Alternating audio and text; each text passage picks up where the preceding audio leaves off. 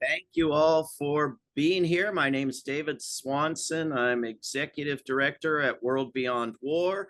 This event will last 60 minutes. It is being recorded, and we will send you an email, as always, with the recording and every resource that gets mentioned and referred to and discussed in the chat.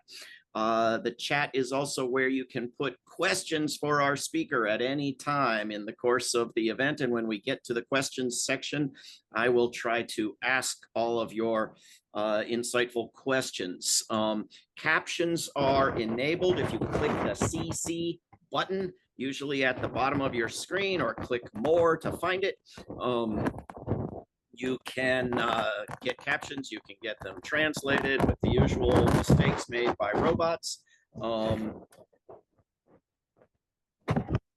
We are very, very fortunate to have with us as our presenter this evening, Al Mytty, who is World Beyond War's Illinois chapter coordinator, previously of a chapter in Florida. So he's spreading the word around. He is reporting back on his recent trip to the West Bank in Palestine with a Community Peacemaker Team delegation. Al Mytty has long been involved in a variety of social justice programs, including Pax Christi and World Beyond War, for which he serves as our Illinois chapter coordinator. Previously, when he resided in Florida, he was coordinator of that chapter. He fulfilled a high school dream of receiving an appointment to the U.S. Air Force Academy. Boo. As a cadet, he became disillusioned about the morality and the effectiveness of war and militarism and received an honorable discharge from the academy. He completed a Master's of Social Work degree and spent his working career as a founder and executive with local health plans. During his time with the Community Peacemakers Team delegation in Palestine this past February, the group heard many stories of what Palestinians are enduring. In this webinar, Al will share with us some of those stories. Welcome, Al Mytty. Thank you, David. And I'll go to the most difficult part for me, which is the screen share, which I hope will work here soon.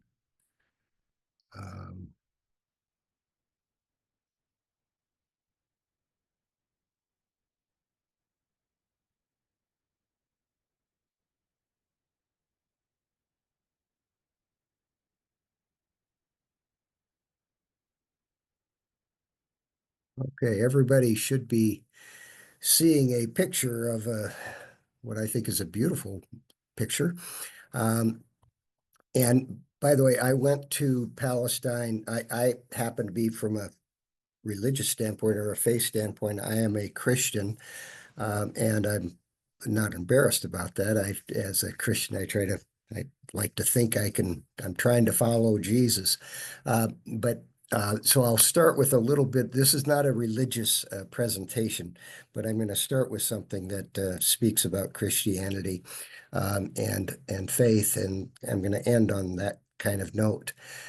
This is a picture of the Sea of Galilee, which is in the northern part of Israel, and not far from, that's actually Syria across there, the mountains there. And I'm showing this because it's the Sea of Galilee. And in the Gospel of Luke, Jesus begins his ministry in Galilee by reading from the prophet Isaiah. And Jesus read and then said, "The Spirit of the Lord is upon me.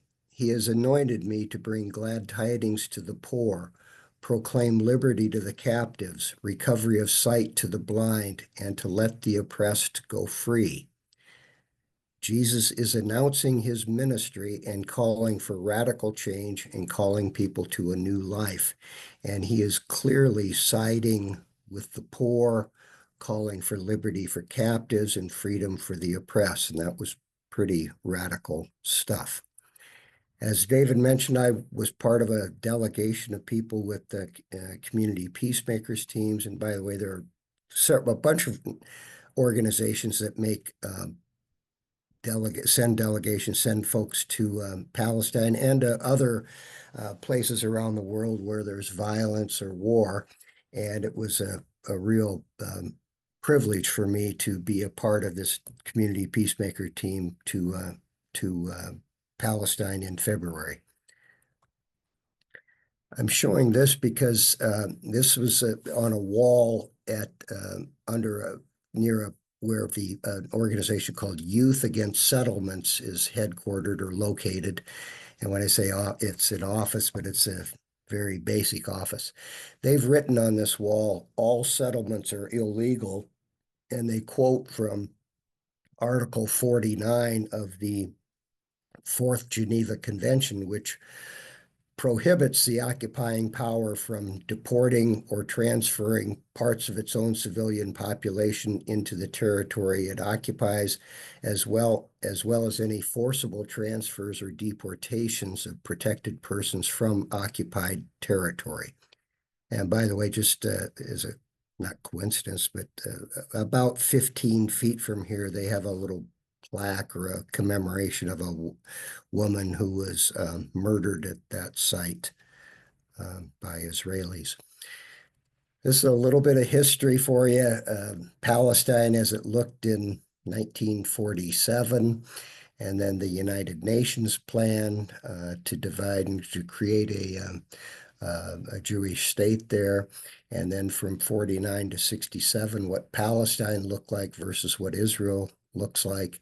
And then now what Palestine looks like. And this is the Gaza Strip, and this is what's left of the West Bank.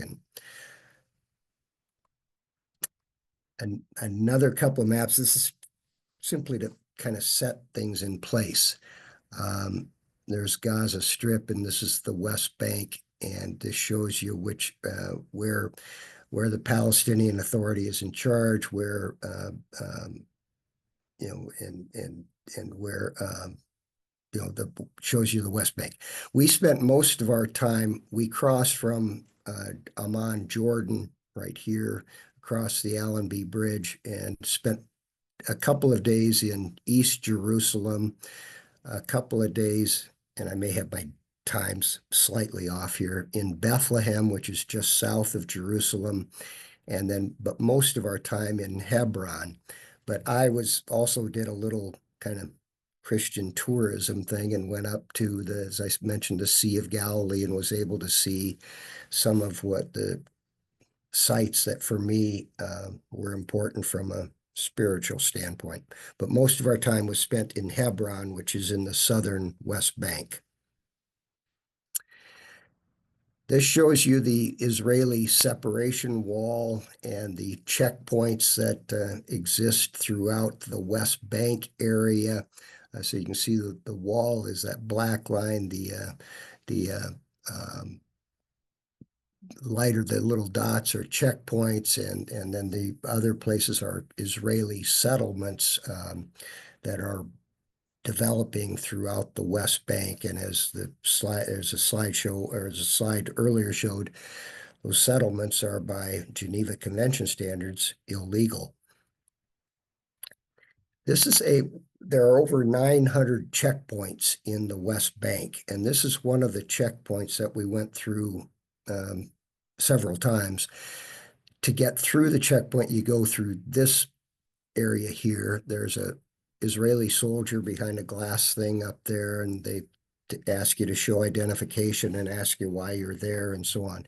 If you get approved, then you can go through and get out of the checkpoint. When you come back and go back through the checkpoint, you go through this kind of turnstile thing here. When you get through that particular checkpoint, which is in Hebron, this is what you see, a military tower, guard tower, there with Israeli soldiers watching you. So it's a little unnerving. And that checkpoint leads to this, to the access to the Al-Ibrahimi Mosque, which has both a Muslim side and a Jewish side. From a religious standpoint, this is where the tombs of Abraham, Isaac, and Jacob are located. We went there to this building twice, first to see the mosque, and then a week later to see the Jewish side of the facility. When we got through the checkpoint, and this was the second time I went, I was just with one other person to go to the Jewish side. We were asked when we got through, and then we got up to the steps to go into this facility. We were asked by an Israeli soldier, "Who are you? What faith are you?" The soldier asked if we were carrying weapons, but they allowed us to go in. And then about 10 minutes later, another Israeli soldier told us that we needed to leave. And so we left because there was a weapon on that person. And we came back through this same checkpoint. When we came through here, there were several Palestinian men waiting. And one of them asked me, "Where are you from?" And I said, "United States." And he said, "All we want to do is get through the checkpoint so that we can go pray at the mosque. But you're from United States." He said, he pleaded, "Go tell them our story. Tell them our story." So what I'm doing in this presentation is simply sharing a few of the stories that we heard from Palestinians while we were there. This again shows you emphasizes that the settlements are illegal. So what you're going to see are a lot of information about settlements and so on. This is the city of Bethlehem, which is just south of Jerusalem. And the key is symbolic with great meaning to Palestinians because it represents their right to return, the idea that they want to have their homes back that they have lost.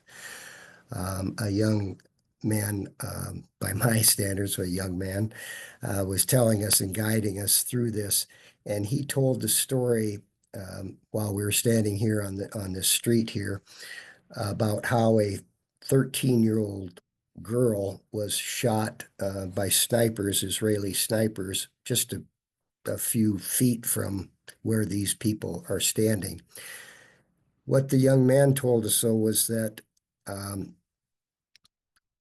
his grandmother and grandfather, in 1948, they were fixing dinner at their home in Jerusalem, and they are ordered to leave their home. They left the stove on because they thought they would be back shortly to be able to finish their meal. And so they left the food cooking. They were never able to come back to their home in Jerusalem. They were ordered to go to the Aida refugee camp, which is from where these people are standing, is probably a couple hundred yards or so. It's directly adjacent to Bethlehem, to the city of Bethlehem. So this young man's grandparents were never able to leave that refugee camp and return to Jerusalem. His parents were born in that refugee camp. He was born in that refugee camp. And he told us how 5 miles, he said, "I've never seen Jerusalem. I've never seen the sea," meaning the Mediterranean Sea, which is about 25 miles from Bethlehem. He told us about the sound bombs that are used to control crowds, which are these horrendously loud sound bombs. And he described skunk water that is used, that is run through fire hoses. And apparently this is sewer water that is combined with chemicals. And if it's sprayed on human beings, it leaves a stench that can last for several days or several weeks. He took us then up to the top of I can't remember if it's this building or this building, but we went up to the top of those buildings there. And, let me go back. From the top of those buildings, we were standing up there exposed, looking at the Aida refugee camp. And we were looking at a guard tower that would be, I'll get a closer view of it. We were looking at a guard tower that looked like this. So this is the wall in Bethlehem. And down further down there, right here would be a guard tower that was pretty close to where we were.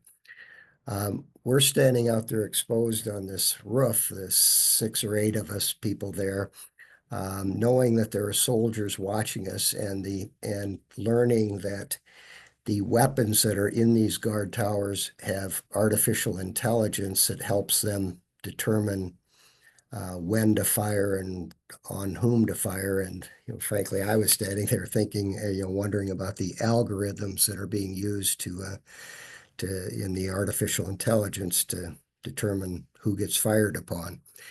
This picture gives you a sense of how high this wall is. So it's probably 30 feet high or so, and shows you some of the graffiti that that Palestinians paint on these walls. From there, about right next to the street where I showed you earlier, we went into a shop and we saw it's actually kind of a jewelry shop or an art shop, and they make art out of tear gas canisters and other weapons. And they wanted us to make sure that we saw that the tear gas canisters there were made in the USA, but it's, as some of you probably know, it's not just tear gas. Something like 70% of the weapons used by the Israelis come from the United States. And last year we sent, almost $20 billion in military aid to Israel, and we're sending, over $9 billion this year.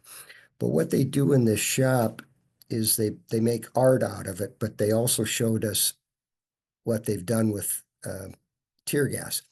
These canisters, if they can be picked up by somebody when they're exploded, they can be thrown back. So they've redesigned tear gas so that it's more like a grenade type of, or a ball, with hard rubber on the bottom of it. So it bounces all over and dispenses the tear gas, and it's very difficult for people to throw it back. In this shop that I mentioned, this kind of art shop, I was able to purchase for one of my granddaughters a little pendant where they've made a pendant. This one that I bought was a peace dove made out of the metal from a tear gas canister. This shows you some more of the artwork that Palestinians put on the wall there to show their resistance, to show their, just that they're intent on living. And this is another bit of the art that's in that same wall. We're still in Bethlehem, and I showed this. This is from the Church of the Nativity, and I'm showing this only to remind folks that Jesus and Mary and Joseph, according to Scripture, were also refugees. And this is a little statue in that Church of the Nativity. This is a picture of the Evangelical Lutheran Christmas Church in Bethlehem, which is pastored by a Reverend Dr. Munter Isaac. And Dr. Isaac has made a name for himself. He's not trying to make a name for himself. He's become vocal and visible throughout the world in his plea that we respect Palestinians, and that those of us who are silent are complicit in the horrors and the slaughter that is going on throughout Gaza, certainly, but also in the West Bank. And what he created up at the front of the church, near the altar of that church, is a little display that he calls, or that congregation calls, Jesus in the Rubble. And they put this up in December of 2023 when they said, we can't celebrate Christmas anymore. And they're saying, with the suffering that's going on, there is no joy. And Pastor Isaac says, if Jesus were to be born today, Jesus would probably be born in the rubble that is Gaza, or soon to be much of the West Bank, or currently part of the West Bank. This is an area called and I'm going to mispronounce things. I apologize for that. Al Makor. This is just south of of Bethlehem. The area up here used to be a farm operated by Michelle and her mother, or excuse me, Alice and her mother, Michelle. They also operated a restaurant up there. They own all this land, but they've been forced off of that land. Now the Israelis have taken over that land. They've put a farm in here. Alice talked about how they had their restaurant destroyed 4 times by the Israelis. She described how they lived in tents for 5 years while they were trying to protect and preserve the land that is legally and rightfully theirs. She talked about the legal costs that they have incurred trying to get their land back. She and her mother and her family are by faith tradition, are Christian. They also happen to have Israeli and French citizenship, so they have some rights and privileges that other Palestinians don't have. But they have fought for years to get that land back and been arrested many times. Alice said, "There is no low here."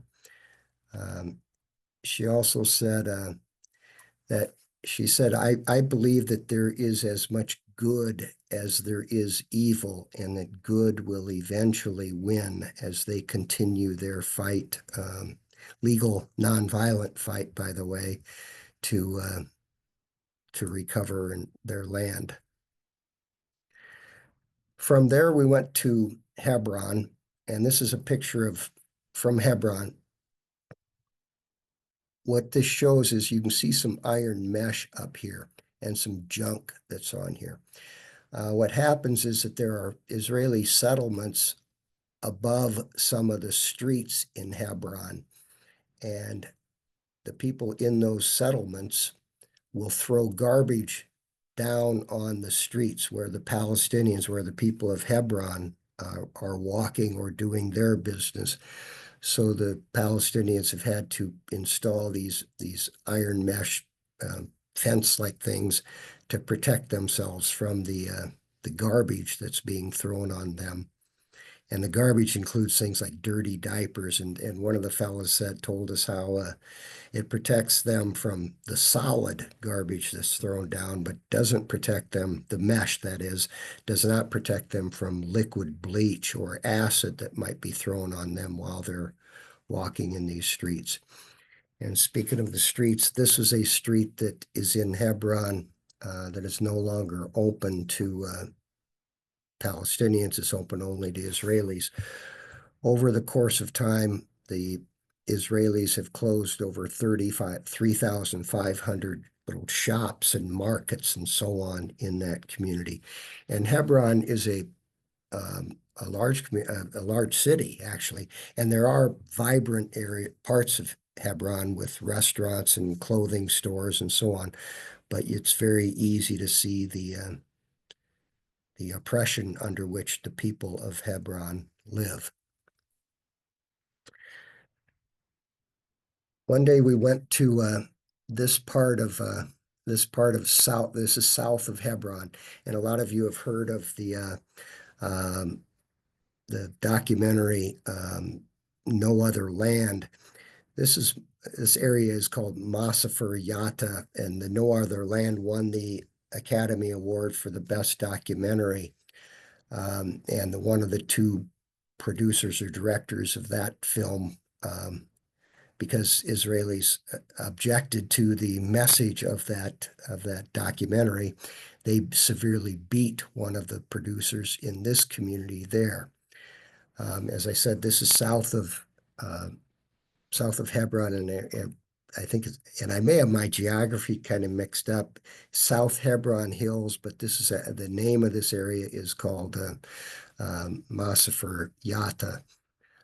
We went to a part of that the day after this home had been demolished in the South Hebron Hills.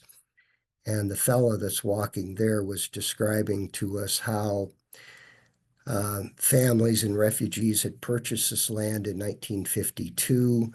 In 1980, the Israelis came and put a military installation.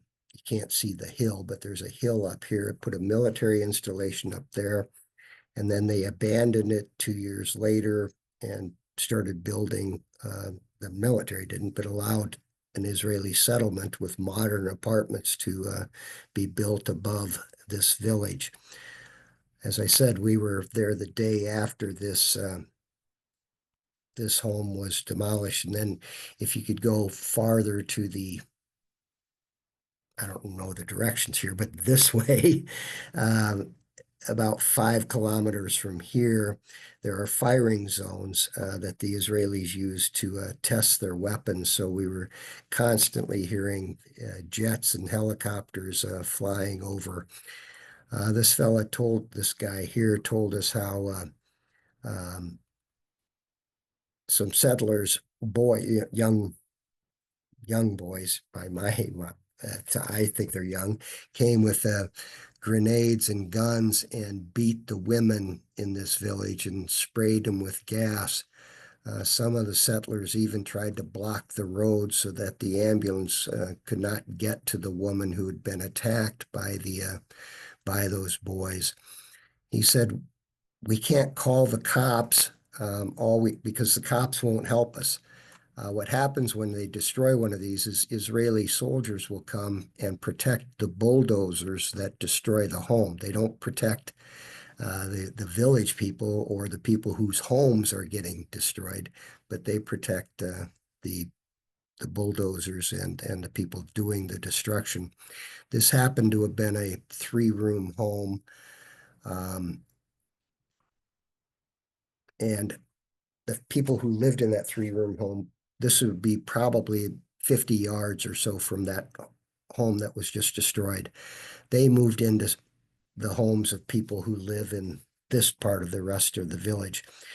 The point of this picture is to show what is the grazing and how the Palestinians here take care of their sheep.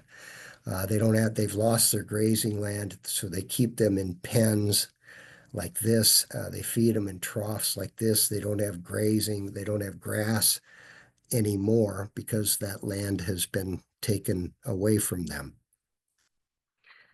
And this is again part of that same village. This is where those boys that I mentioned came and tried to destroy the water pumps that provide water to the people in that village.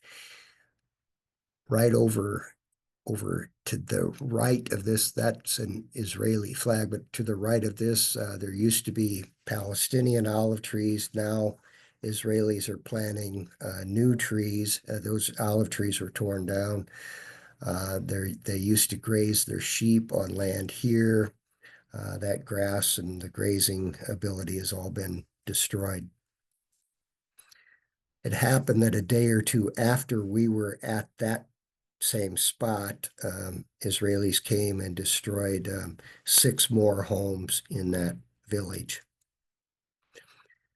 This shows you this is again, we're in South Hebron Hills.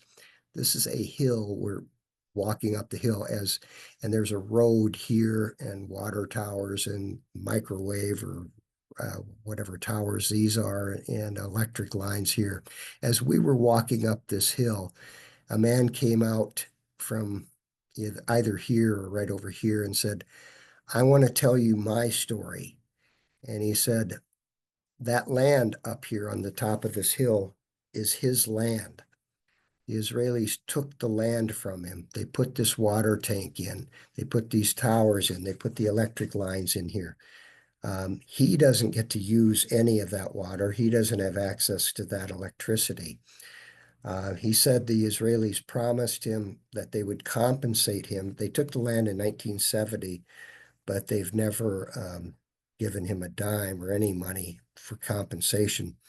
He told us how the settlers have access to 24/7 electricity, how they have assured source of water, as in like in this big water tank. Palestinians, however, don't. They get their electricity, in this case, from solar panels that are established not far from there. And he also told us, or we learned, I guess that was in Bethlehem, that Palestinians get their water through 1-inch pipes, but Israelis have 3-inch pipes as a source to bring water into their homes.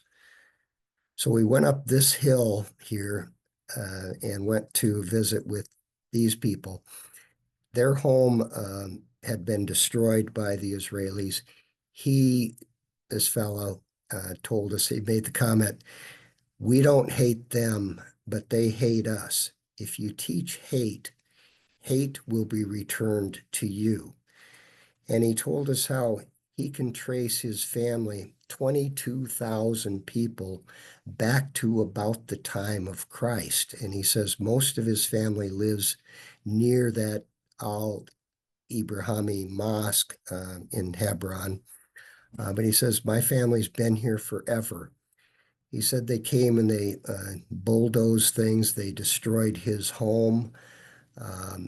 He said last week the Israeli occupation force told him he could not go up in the hill and force them out.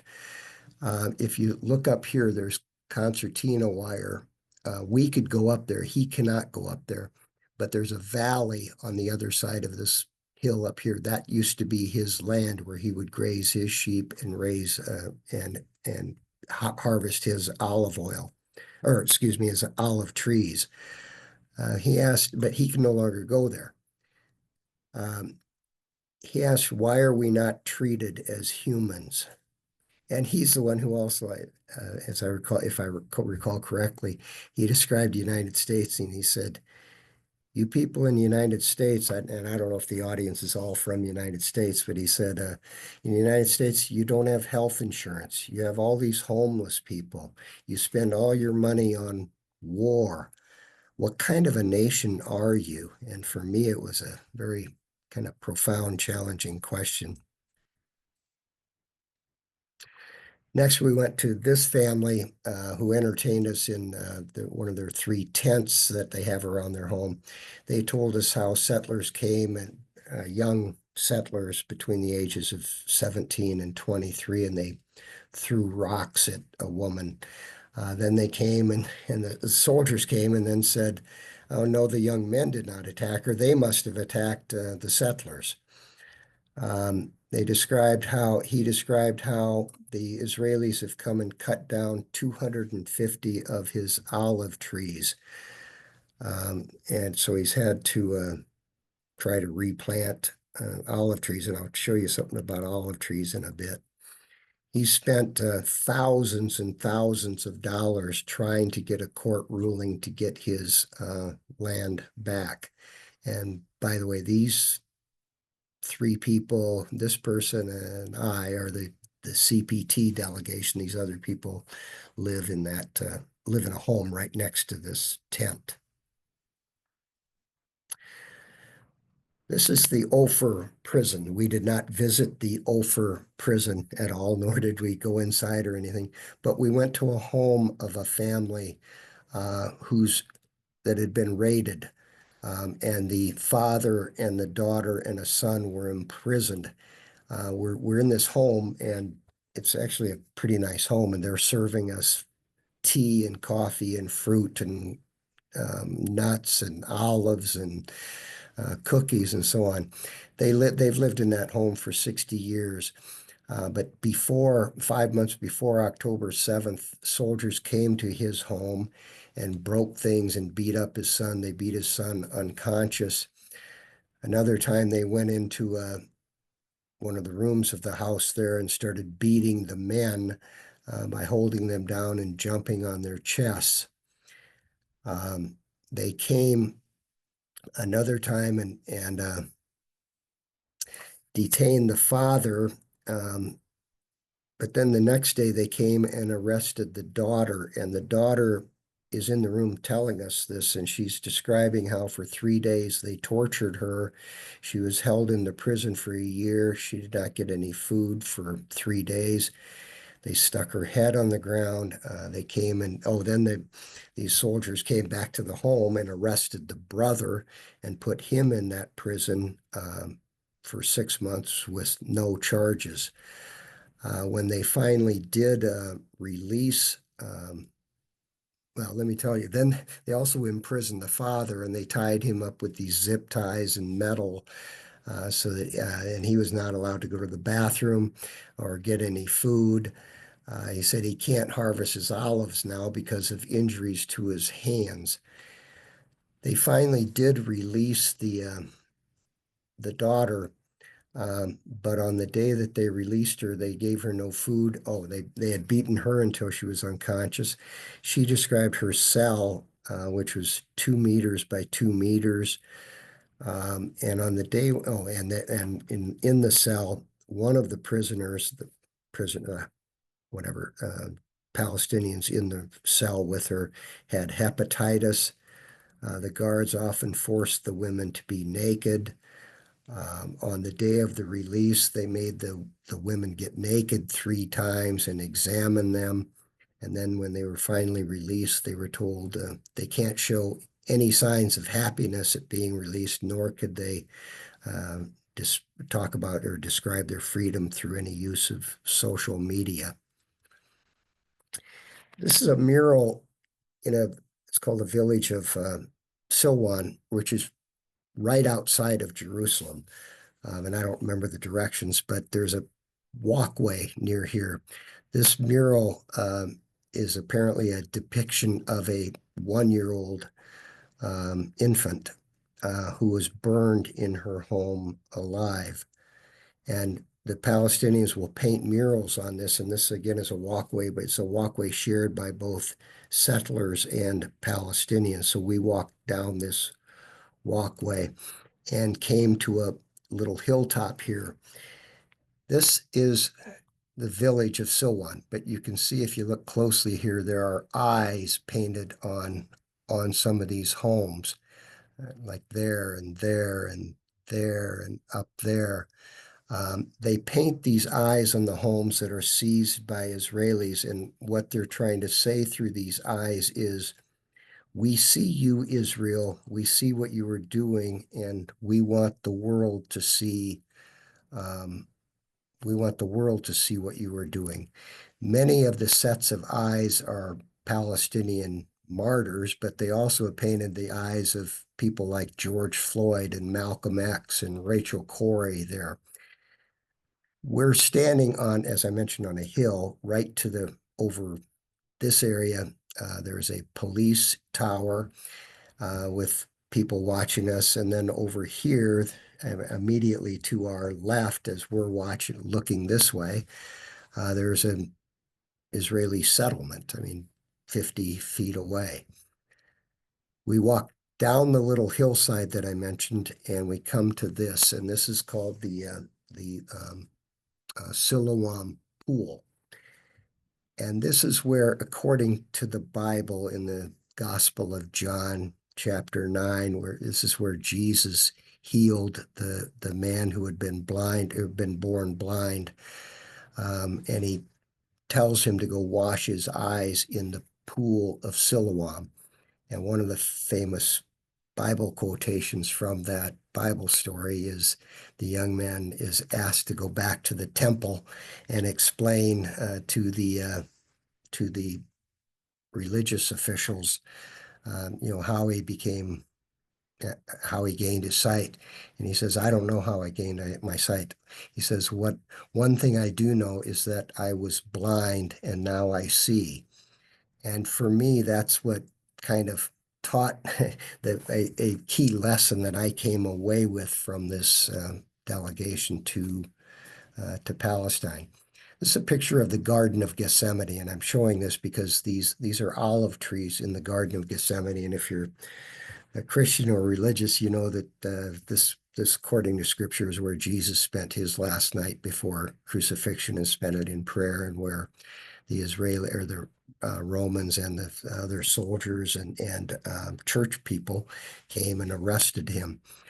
I'm trying to also show here is that these olive trees can live to be 2,000 to 3,000 years old, so that when olive trees get destroyed, you're destroying not only a source of income and living, you are destroying a whole lot of life that a whole lot of life. And then I'll end with this, back to this picture of the Sea of Galilee, and I'll open it up to questions. One of the things I have written in my notes here is, if people have questions about what can I do, I'd love to try to answer that. I would also ask you to, at the World Beyond War website, and I'll put it in the chat, or David could put it in the chat, is a very powerful and prophetic article that Kathy Kelly, who's the president of World Beyond War, just posted there, I think yesterday or the day before, talking about Palestine. So with that, I will end my presentation and try to answer any questions or comments, or respond to comments. So thank you. Thank you, Al. Wonderful. I've put that link in the chat. I've got a lot of questions for you, including the one you just proposed for yourself. But there was one question in the chat, which was, can you still see that film, No Other Land Anywhere? It's an incredible question for a film that's won an Oscar and everybody's heard of it, but nobody can see it. The answer is yes, and I don't know. I'm not in my hometown right now, but I know in my hometown of Champaign-Urbana, Illinois, a group called the Champaign-Urbana Muslim Action Committee is showing that film in a couple of days. I think you need to purchase the licensing, but yes, it's being shown. But it doesn't take much to find the ability to see that film. And you look around, go to Google or whatever search engine, and you can find where it's being shown, or you can sponsor it. Yeah, there's a link in the chat that may be helpful. I saw it in a theater in my town, but it's not there anymore. We'll try to include in the follow-up email to this with the recording of this video, any links that might be helpful. Al, you mentioned that they know, at least some people know, that we in the United States have no health insurance, have no reliable income, have a crap society that puts all this money into war. Do they know that a lot of us protest? Do they know that people go and risk arrest and demonstrate it? Because people do it thinking that, well, at least the people in Palestine will know that some of us care. Do they know? Yes, I think they do. And lots of places where we went, we were asked, I mean, we don't look like, and I don't mean this in a whatever, I hope not racist sense or whatever. I don't look like a Palestinian. I look like an old white guy. And most of in our group were old white people. So they recognized that we weren't from there. And but they would ask, where are you from? Where are you from? And when they heard United States, they would say, welcome, welcome to Palestine. And they would say, you know what's going on here. And they would kind of plead that, tell us our story. But they knew we were there to witness what they are experiencing. So, so yes, they do know. And they are, I would say the phrase we heard used was, existence is resistance. To them, it's kind of this notion of, we're not giving up, and we want you to know that, and we want you to support our efforts at resistance.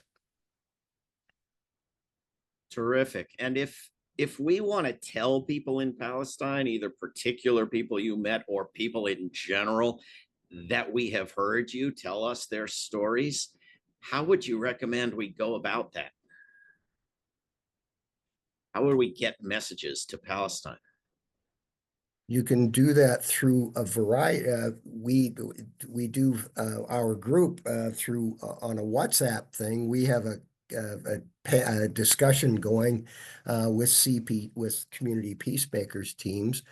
There are numerous, Mel Duncan, whom you know, David, and probably others know, may still be there. I think there's a variety of ways, and I can also, in the follow-up, put some links to other sources where people can communicate with organizations in Palestine. So happy to do that. there's some events coming up in Israel and Palestine by peace activists, and there's a march on the closed border of Egypt coming up that friends of ours are going to. So those might be possibilities too. There's a question in the there's a lot of thank yous in the chat, Al, but there's also a question. Uh, did you go to the Tent of Nations south of Bethlehem, the Daoud family, which practices nonviolent resistance and are trying to hold on to their land? This is a story we've heard about in other webinars. Did you make it there? Yes, yes, we did. And I in the time allowed, I didn't show every place in every organization or all of the people, but yes, we did go there. Here's a question I had that's been asked in the chat as well now. I'm wondering if your team met any other non-Palestinians or, well, this is not, I have another question, but this is a good question. Did your team meet any other non-Palestinians or non-Israelis wherever you went? We met in Jerusalem, or we were in East Jerusalem, but actually we had dinner as a guest, not part of the delegation, with a person who is Israeli and is Jewish, and had a very nice dinner at his home. But he's aware of the horrors and the oppression under which Palestinians live. So yes, he's Jewish. We also met with, we didn't meet physically, but we heard met via Zoom with several Israeli conscientious objectors who said they don't want to be a part of this. So they're showing great risk in saying we're not going to be a part of the Israeli Defense Force. By coincidence, I was walking from Jerusalem into East Jerusalem, and this fellow was catching up with me and walked side by side for a bit. He was Jewish, a dentist who was going to be making a house visit, which was, I thought, interesting. And he said, one of the comments he made was, "You Americans need to know," and I hope this comes across appropriately. He said, these are Palestinians, not Palestinians. And he was trying to remind us, me as an American, we don't want done to Palestinians what you people did to Native Americans. And that was kind of his attempt at humor, and I hope that came across all right. So yes, we did meet with some non-Palestinians. Of course, just the word settler evokes Yeah. the history of U.S. so-called settlement. You didn't meet with or speak with or hear the side of any Israeli settlers in the West Bank, did you? We did not by design. We did by accident when at one point we got slightly lost when we were going to go to a particular place, and I don't want to disclose where we're going, but we were just off on our GPS and we didn't have a guide with us. A woman came out and out of her car and spoke in very fluent English with, from my standpoint, no accent. So I thought she was from the United States, but she spoke to our group and said, "Who are you people? Who are you?" Wondering why we're standing there, and it was pouring down rain. And we said, "Oh, we're here to see the archaeological digs." "Well, where's your guide?" And we said, "Oh, we're waiting for him." "Well, who is your guide?" And we said, "Oh, we don't know. We're just waiting for him." And she said, "Well, why don't you come in and we'll talk about it, and we can talk." And we said, "No, we'll just go on." Well, then we did not take her up on her offer to go into her house. And one of the people in our group said to him that was a dangerous thing, because he said we had no idea what settlers might do if they got information from us, or if, they just wanted to harass us or do even worse to us. But that was about the only Yeah. direct interaction we had with settlers. Well, I shouldn't say that. We didn't have conversation. We walked by some settlers and just you don't get into eye contact with them. It's troubling that you can't. It would be nice to have some of those conversations. Yes. There's a comment in the chat that you can also look at Palestinian journalists on Substack and add comments Yep. there. I think the same goes for various social media channels Yep. and blogs and reporting outlets. Right? We can Yes. comments across. And they are very good. And I applaud the courage of those people to be visible like they are in Palestine and to do all they can to get their message out worldwide. With targets on their backs that say media. Yeah. Well, you mentioned that one of the people who was guiding us briefly, we said, is there a target? And he showed on his phone. He said, here's a picture somebody sent to me, and it literally has his face with a target on it. And he said, no, I'm a wanted or whatever. I'm a targeted human being. Horrible. A lot of the militarization of Israeli society we later see in U.S. society, including directly through Israeli training of U.S. police departments and so forth.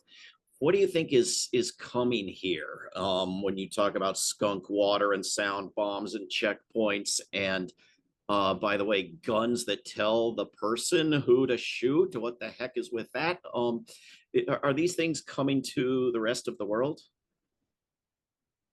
Oh, God, I hope.